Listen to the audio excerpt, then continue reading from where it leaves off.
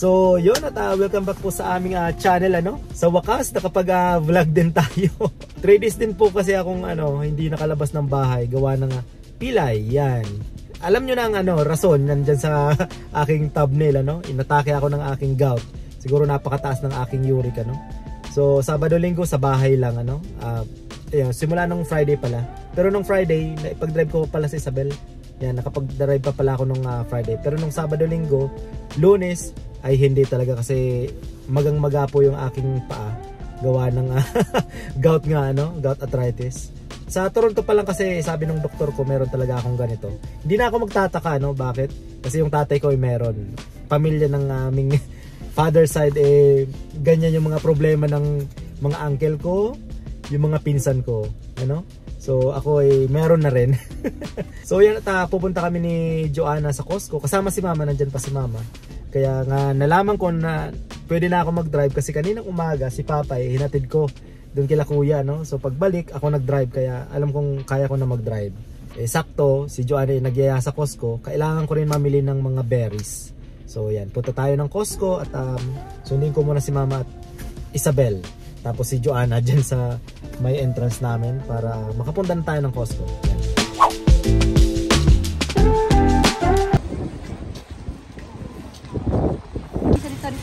Oh, may nakita agad si Joanna. Ha? No. Hindi ko nagbabarabay lipat eh. Electric fan. Magkano? 54 oh. kasi mainit. Oh, ano daw sa kwarto ni Isabel para ba ko sa space consuming. Ang dami pa rin nung kagaya ng binili namin.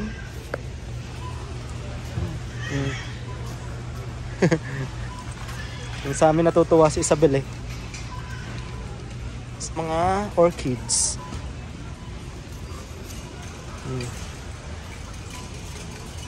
Bulaklak. Ayos. Ang ganda ng orchids. Ayos. So, yun na nga pa inatake tayo ng ating gout. Ano Bel? Bantay mo Papa? Yan. Upo. Oh, say hi. Yan. So, natake tayo. Si Joanna at Mama ay tumitingin-tingin. Buti na lang merong ganito, nakakapagganyan ako. Hindi na masyado masakit. Buti na lang. Sakto na ubusan na ako ng pinya tapos cucumber. Yan, yung celery ko ay marami pa. Kaya bibili na rin kami dito. Nobel? Ha? Yan kaya nakasandal lang ako. Hindi ako nakapagsapatos. Doon ng masakit pa Masakit pa pag sa sapatos. Nabangga tayo, Ben. Buti lang hindi masyado malamig. Ano yan? Sige na. Ha? Aba, nasaktuan pa. Sakto Nasaktuan pa sila. Oh, say hi kay Jikjik. Nasaktuan pa sila Si Mama makasaro na. Kasi sabi ni Papa kanina bago ko nung hinatid ko, ipupunta daw sila ng Costco. Nasaktuan pa namin.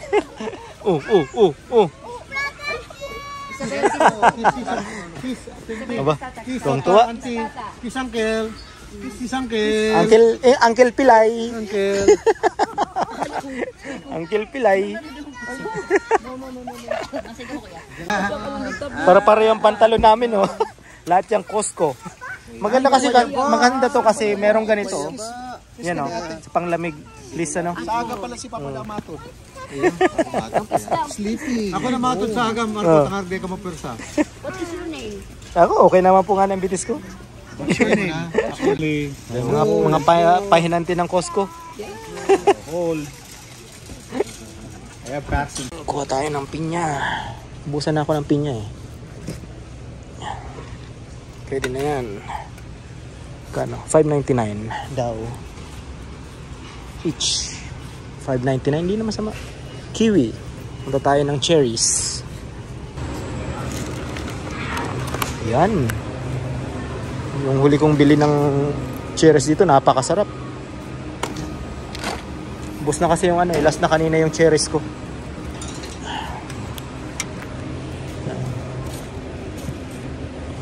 Itong raspberry, napakaganda rin nito, no?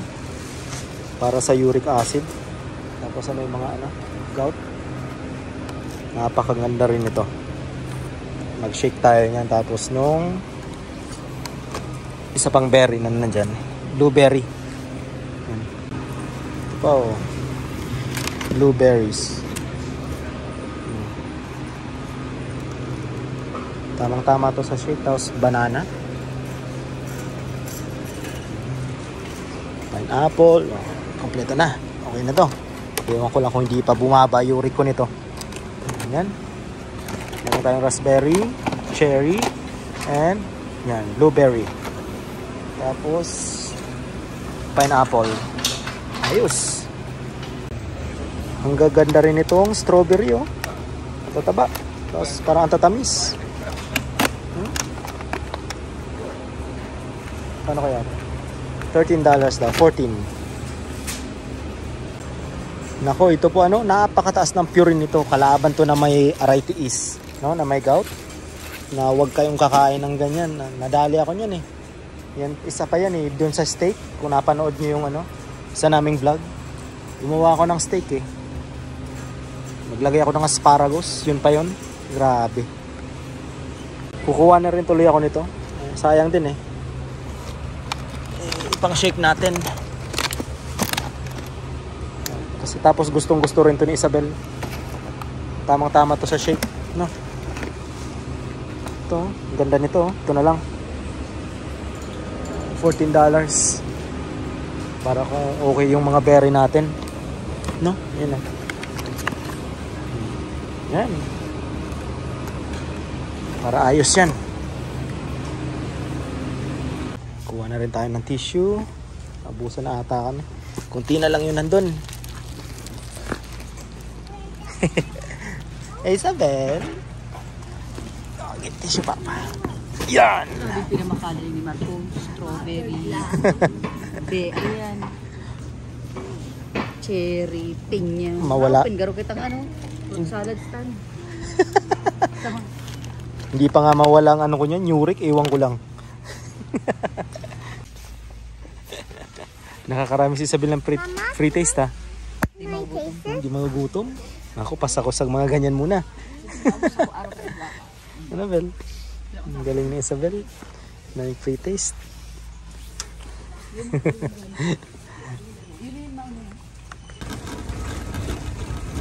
Kabayad na kami. Napakaganda ng panahon, -2. Ang ganda. Yan. So bago umuwi, daan muna kami dito sa kapehan. Dumi ng sasakyan Baka mahal na. Ang hirap maglakad pag pilay. Dito kami sa Broadway, Roastery, kapehan. Sarap yung dito Yan. Okay.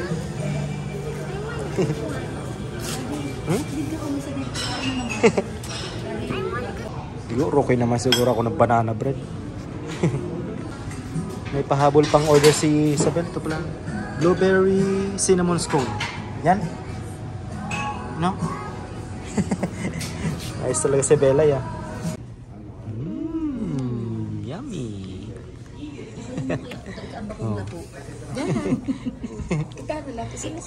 Siyempre ako, banana bread lang Pwede naman siguro ako nito. Na-try ko na yun ng last time. Masarap yan.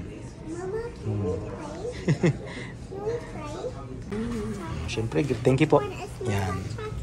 Green tea. Which one do you think? Green tea lang akin. Hindi ko yan talaga si Marco. Mapakitang tao. Pakit ng tao lang po yan kasi may tama. Gabi-gabi ako bago matulog, nag-green tea ako. Kasi nagpa-flash nga ako ng aking uric. Hanggang kailan yan? Hanggang sa...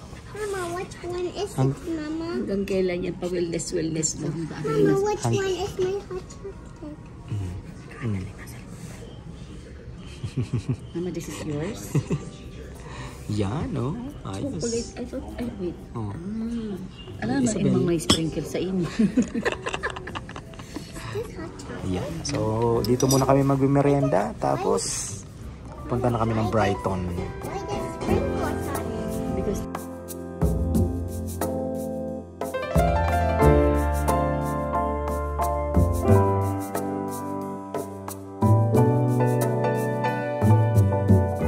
Yan, so tuloy natin yung kwentuhan. Gawa kahapon si Joanna ay kumuha ng shift sa kanyang trabaho, kaya kami ay nagmadali na rin umuwi. Anyway, kaya bumili kami ng mga berries na yan at cherry gawang tinamaan tayo ng mataas na uric at pilay, gout. Yan. So, hindi na po kayo magtaka kasi yung pamilya ko sa father side, yung mga sakit, pare-pareho yung tatay ko, yung mga uncle ko, yung mga pinsan ko, So, expected ko na talaga yun, So, maaga talaga kaming tinatamaan ng ganitong sakit kahit umiiwas ka. Nung nakaraan puro okasyon, di ba? Nagpasko, New Year, and nag-birthday pa si Isabel. So, doon talaga ako na tinamaan doon sa tripilya ng baboy, doon sa dinuguan, yung in-order ni Joanna. The next day, nagluto ako ng pansit na may chicken liver. So, mga Thursday, masakit na talaga yung paa ko. Kaso, kailangan magtrabaho, nilamog pa sa kakalakad-lakad. Tapos yun, pag Friday, pilay na ako. Pero, naihatid ko pa si Isabel sa kanyang school and nakapag-grocery pa ako ng tilapia. Kasi sabi ko, aabutin talaga ako ng pamamaga nito. Kaya nung Sabado-Linggo talagang pilay na ako. Buti nga nung Monday, humupa ng konti. Tapos yung Tuesday, doon ko na talaga naramdaman na medyo okay na kaya ko nang ipag-drive sila Joanna. Kaya pumunta kami ng Costco kahapon. So ito yung nabili naming cherries kahapon. Ito ay hindi po ako health guru or magaling sa mga paggamot-gamot ng sakit namin ng uric. Ito ay sa pananaliksik ko lang. Nanood ako ng mga yung katulad nila Dr. Willie Ong or kung sinong doktor dyan sa YouTube na kung talagang nire-recommenda nila na pwedeng kainin namin ng mataas yung uric, tapos yung may mga gout. Kaya number 1 daw tong cherries. Buti na lang, swerte po dito sa Canada. Mapa Costco. Minsan walang stock sa Costco paminsan-minsan. Pero kalimitan naman meron. Kasi lalo na ngayon, winter, hindi naman talaga to season ng cherries. Summer po ang season ng cherries dito. Kaya nagkataon na nung intake ko, meron sa Walmart, meron sa Superstore, at maganda yung mga nasa Costco. Kaya swerte lang talaga. Tapos itong raspberry yan, bawas na nga kasi kahagabi habang nanonood kami ni Isabel pumapapak kaming dalawa nito, So Isabel gustong-gusto to. Tapos yung cherries, tapos yung blueberry. Gustong-gusto nila to. Yan. So mainam to sa uric acid, Next ito yung blueberry. Yan. So itong blueberry matamis. Sakto namin yung matamis. Itong cherries na may matamis din to. Yan. Ito, maganda tong i-shake, Pati yung yung strawberry talaga. Gustong-gusto ni Isabel kasi matamis talaga yung strawberry. Ito. Yan. Gustong-gusto to ni Isabel kagabi. Gusto nga ubusin. Sabi ko, no, kasi mag-shake kami, Tapos, binaon niya to kaninang pagpasok niya ng school. Tapos, binaon din ni Joanna. Yan. Kaya, nagustuhan ni Isabel tapos ni Joanna. Sakto, nag-message si Joanna. Sabi niya, lasaan mo yung asahan mo yung strawberry, sabi niya, ang tamis. Hindi niya alam, nakaupo kami ni Isabel, kumakain-kain na kami.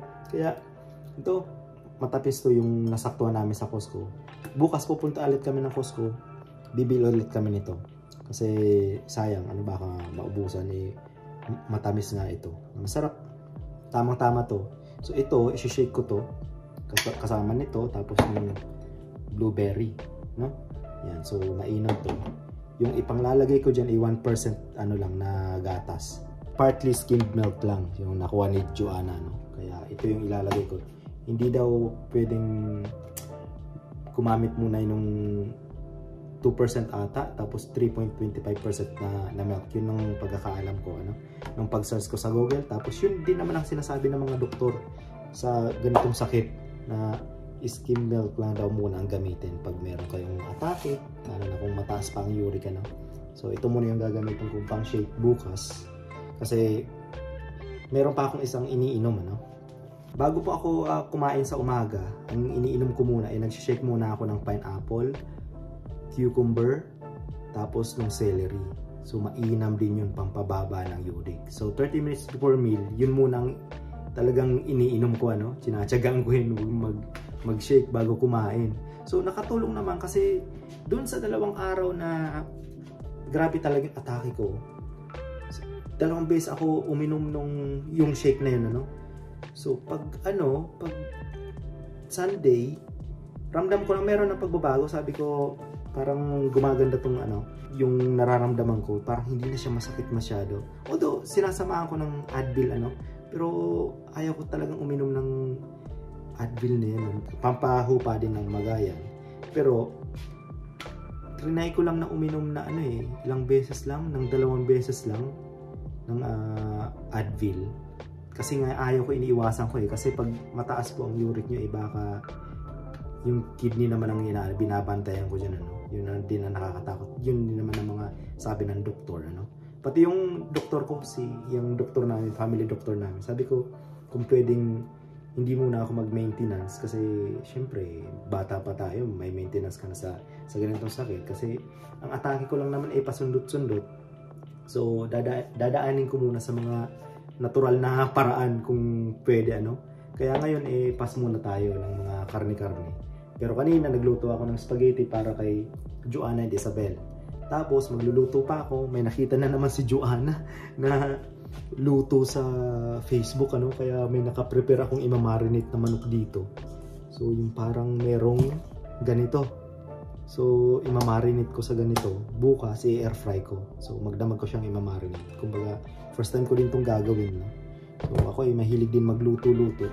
So kung i-visit nyo po ang YouTube shorts ko, halos lahat pagluluto ang nandyan, So yung mga pampataas ng uric. Pero ako kasi hindi na, kahit ako kumain ng baka, kumain ng baboy, hindi naman talaga all the way na ganun yung tama sa akin. Yun lang talaga pong bito ka ng baboy, yung tripilla. Tapos yung chicken liver, yung talagang nagpa-trigger talaga sa akin. Kasi panay naman ako gulay nung nakaraan. Tapos oo, nakakain ng baboy. Pero sa 2 years na ganun lang pa ganun-ganun, lampas 2 taon, hindi ako inatake talaga ngayon lang. Buti nga hupana, medyo na ilalakad ko na siya ng maganda. Pero yun, hindi pa nga ako makapagsapatos, kaya hindi mo na ako makapag-work. So by next week siguro, papasok na ulit ako kasi sigurado okay na sa weekends, kaya ko na yan. Gawa ng meron namang kainan, birthday ni Kuya Jack. So sabi ni John, huwag ka nang kumain ng Friday. So sabi niya, huwag masyadong kumain ng Friday. Sabi ko, hindi nga ako kumakain ng masyado kasi binabantayan ko nga itong pagpababa ng uric. Nagpa-flash nga ako. Pero birthdayhan so pipili lang ako ng pwede kong orderin na pwede sa lagay ko ngayon. So kung kayo po ay merong ganito din so talagang isusumpa nyo kung gaano kasakit to nung Sabado ng madaling araw. Hindi ako uminom. Sabi ko ayaw ko uminom ng painkiller or what. Tapos yung hindi ko na talaga kaya, nag-message ako kay Joanna, gawa ng may pasok si Joanna Sabi ko, mga bandang alas 5, sabi ko, hindi ko kaya. Sabi ko, grabe, hindi ako pinapatulog kahit anong posisyon. Kung may pintig-pintig, yun talaga. Grabe talaga yun. Isumpa mo ang paa mo. Pag meron kang ganito, gumapang ako papunta ng kusina. Kasi hindi ako kahit isang paa hirap Parang pag nakalaylay ang paa mo, kung may pintig-pintig siya, mas masakit. So, dapat igapang mo na lang. Nilagyan ko na lang ng chinelas yung tuhod ko. Ginapang ko yung Advil papunta dito sa kusina. Grabe, kasi kahit isang paa gamitin mo, alam nang may mga tama sa gout yan, So kahit isang paa gamitin mo, yung pintig niya ng papaluhurin ka ba? Pero yun, at least naagapan, sinalubong ko agad kung ano-anong pangpababa ng uric. Buti na lang, nung Sabadong umaga, may dala na po si Joanna nung pinabili ko sa kanya, yung pineapple, yung cucumber, tapos yung celery. Kasi sinundo siya ni Papa Jiki. So dumaan na sila ng tawag dito, superstore. May dala na siyang cherries din. So napakaganda. Yun agad, pagising ko, yun agad ang ginawa ko, yung shake na yan. So mainam. Thank you kay Christian. Hindi ko naman talaga alam yung kaibigan ko, minessage ko, sabi ko, grabe atake ko ngayon. Sabi ko ng gout. Sabi niya, gawin mo ang ginagawa ko. Yung, yun nga, yung 3 yun. So, nangyari, okay naman. bumaba agad sa 2 araw, napababa ako agad yung uric. Ramdam ko naman na bumaba kasi naging maayos agad kasi nung kahapon nakapag-drive na ako. So yun nga, swerte lang po talaga na nandito kami sa Canada kaya nabibili namin itong mga ganitong prutas. Ito $8 lang So mura So i-shake mo lang yan or kainin mo lang talaga ng ganito, lalo na yung yan. Strawberry marami sa Pilipinas Yan, napakaganda Yan, tapos itong raspberry. So, laking tulong. Ito lang po talaga yung kinakain ko. Tapos, naggisa lang ako ng upo. Yan. Naggisa lang ako ng upo. Okay na yun. Tapos, itlog lang ang kinain ko muna. So, wala munang karne. Nag-isda ako. Tilapia.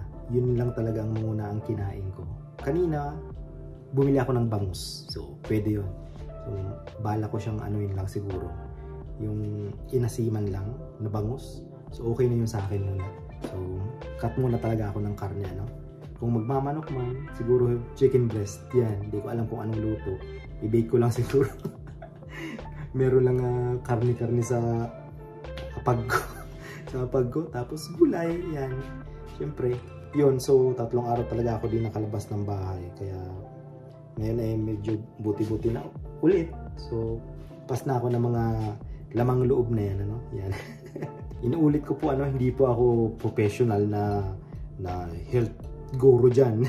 Katulad ng mga doktor dyan Ako ay nag-search lang din sa Google tapos sa YouTube kung anong kailangan gawin para mapababa yung aking uric. Kaya kung mapadaan po kayo sa aking channel yun lang po talaga yung ginawa ko.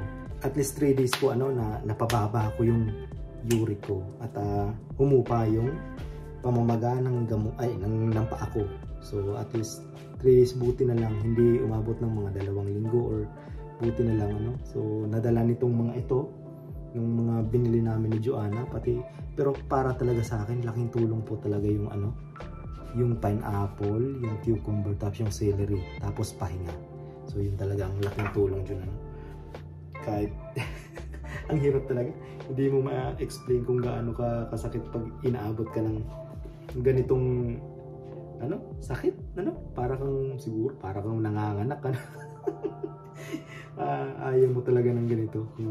Sino ba naman may gusto nito So yun lang po ang vlog natin ngayon At least na-share ko sa inyo kung ano yung pinagdaanan ko nitong mga nakarang araw na napakasakit na gout.